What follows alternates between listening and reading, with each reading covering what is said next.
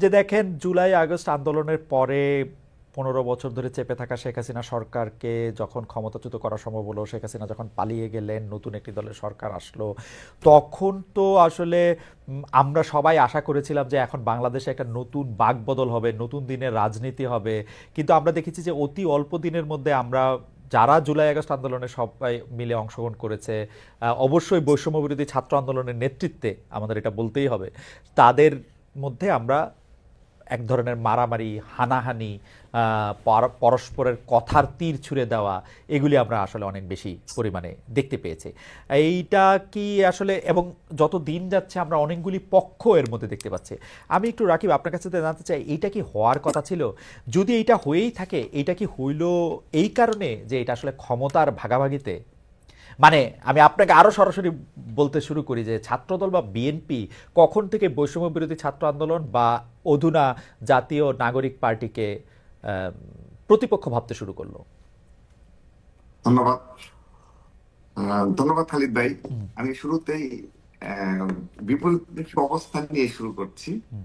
আপনার প্রশ্নের সাথে আমি একমত নই এই কারণে যে আমাদের অবস্থান এখন পর্যন্ত এবং আগামীতেও আমি আমার এই পদে থেকে এবং আমি আমার ছাত্র দলের যে স্ট্র্যাটেজিক কৌশল রয়েছে, এবং আমি আমার বিএনপির সহযোগী সংগঠন হিসাবে আমি যতটুকু অবগত রয়েছি যে আমরা নতুন যে সংগঠন হয়েছে তাদেরকে আমরা ছাত্র সংগঠন এবং রাজনৈতিক দল হিসেবে আত্মপ্রকাশ করেছে, তাদেরকে আমরা আনুষ্ঠানিকভাবে আমরা সাদরে গ্রহণ করেছি।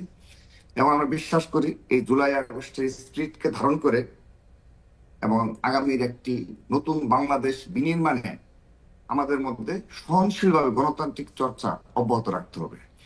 এবং এখানে অবশ্যই আমাদের যে ভুল ত্রুটি থাকবে, যেমন ছাত্র সংগঠন হিসাবে আমাদের সারা দেশে এবং ক্যাম্পাস গুলোতে সারা দেশে আমাদের নেতা কর্মীদের দ্বারা যদি শিক্ষার পরিবেশ সামান্য পরিমাণে বিঘ্ন ঘটে, কিংবা আমাদের এই লক্ষ লক্ষ নেতাকর্মী যদি কেউ অপরাধে যুক্ত হয়, তার বিপক্ষে অবশ্যই এখানে কথা বলতে হবে এবং এখানে প্রতিক্রিয়া জানাতে হবে।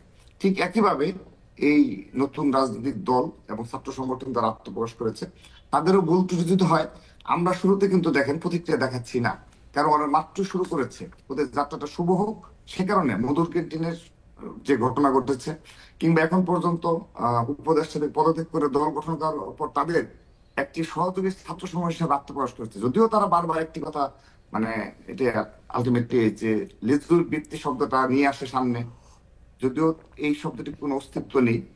তো যেটা বলছিলাম আর কি, তো সেই কারণে আমরা সাদরে গ্রহণ করেছি এবং এখানে কোনো প্রকার কোনো বিরোধ নেই, আমি এটি আপনাকে শতভাগ নিশ্চয়তা দিচ্ছি। কিন্তু গণতান্ত্রিক প্রক্রিয়ায় অবশ্যই সহনশীলভাবে বিপরীতমুখী অবস্থানে থাকতে হবে এবং ভুল ত্রুটি ধরতে হবে। বিরোধী দলের কাজই হলো অবশ্যই যারা সামনের দিকে অগ্রসর হবে, রাজনৈতিক দলগুলো পারস্পরিক আপনার আপনি